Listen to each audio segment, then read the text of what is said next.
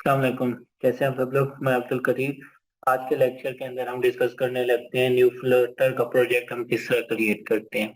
अब जब हम प्रोजेक्ट क्रिएट करते हैं ना, उसके लिए हमारे पास क्या होता है, डिफरेंट आईडीज अवेलेबल होते हैं। जैसे हम फ्लटर के लिए VS कोड भी यूज कर सकते हैं, एंड्रॉयड स्टूडियो यूज कर सकते हैं, और भी हमारे पास काफी सारे ऑप्शंस अवेलेबल हैं। तो सबसे पहले हम क्या करते हैं, हमारे पास विजुअल स्टूडियो कोड ओपन कर लेते हैं,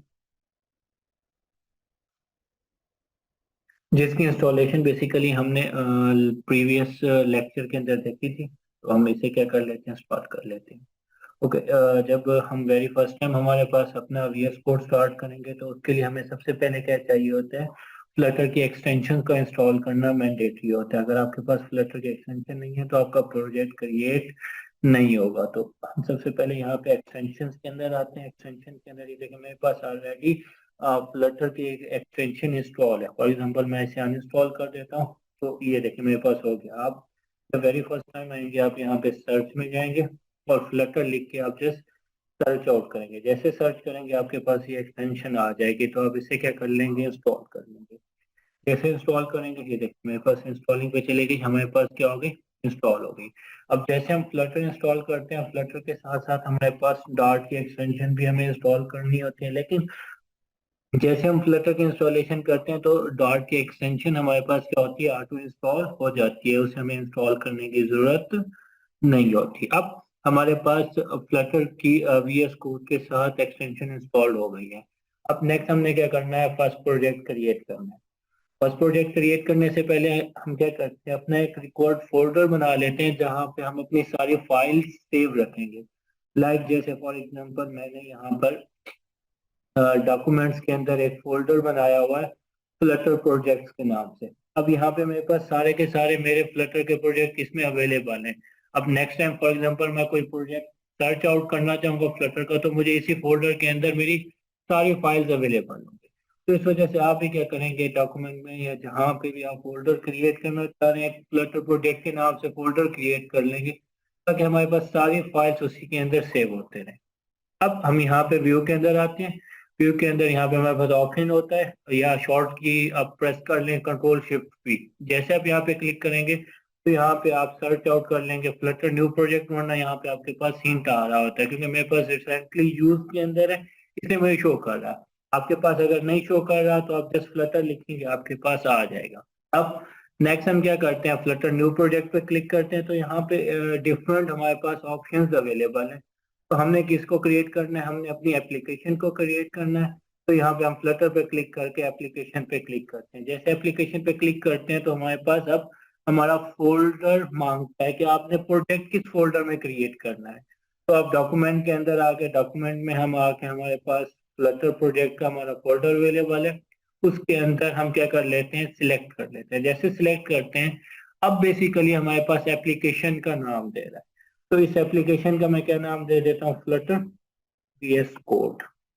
ठीक है। और इसमें हम क्या करते हैं, इंटर प्रेस करते हैं। जैसे इंटर प्रेस करेंगे, तो हमारे पास क्या होगा, हमारे पास फ्लटर का प्रोजेक्ट जैसे कि हमारे पास टेम्पलेट क्रिएट होना शुरू हो गया।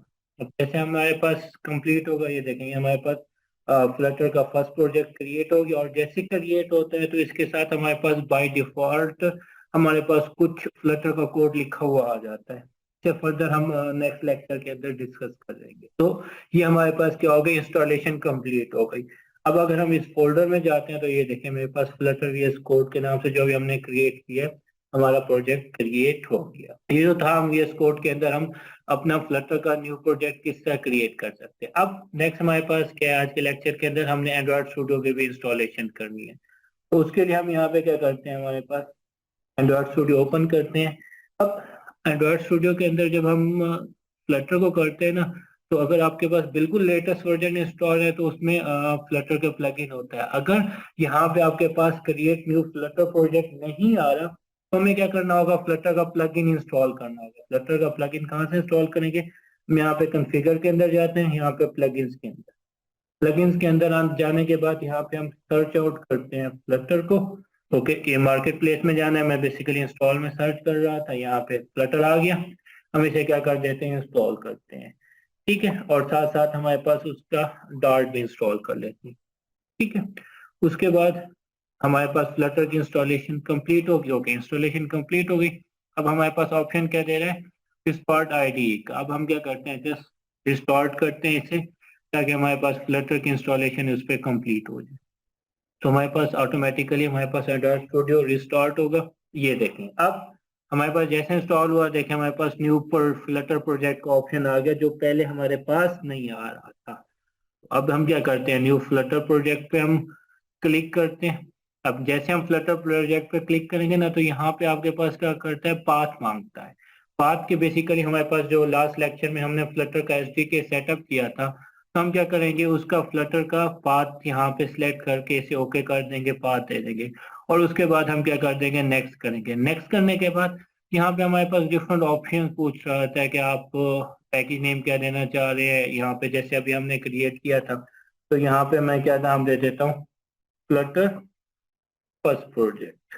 ठीक है। अब ये बेसिकली हमारे पास एंड्रॉयड स्टूडियो के प्रोजेक्ट के अंदर क्रिएट हो गए, क्योंकि एंड्रॉयड स्टूडियो का जब भी हम न्यू प्रोजेक्ट क्रिएट करते हैं तो उसका डिफॉल्ट फोल्डर क्या होता है, हमारे पास यूजर्स के अंदर हमारे यूजर नेम में एंड्रॉयड स्टूडियो प्रोजेक्ट्स का फोल्डर होता है, वहां पे क्रिएट होता है। उसके बाद यहाँ पे आपने लैंग्वेज एंड्रॉयड के लिए जावा या कॉटलिन जो भी सिलेक्ट करना चाहें, आईओएस के लिए जो भी करना चाहें। और यहाँ पे हमारे पास प्लेटफॉर्म के हम जो ये ऐप बनाना चाह रहे हैं, हम किस किस के लिए बनाना चाह रहे हैं, एंड्रॉयड के लिए, आईओएस के लिए, आप यहाँ पे वेब के लिए क्रिएट करना चाह रहे हैं, तो वेब पे आप यहाँ पे सिलेक्ट आउट कर लें। ठीक है। उसके बाद हम यहाँ पे क्या कर लेते हैं, इसे फिनिश करते हैं। जैसे फिनिश करते हैं तो हमारे पास क्या होगा, हमारा फर्स्ट प्रोजेक्ट एंड्रॉयड स्टूडियो पे क्रिएट होना शुरू हो जाएगा। ये देखें हमारे पास क्रिएट हो गया।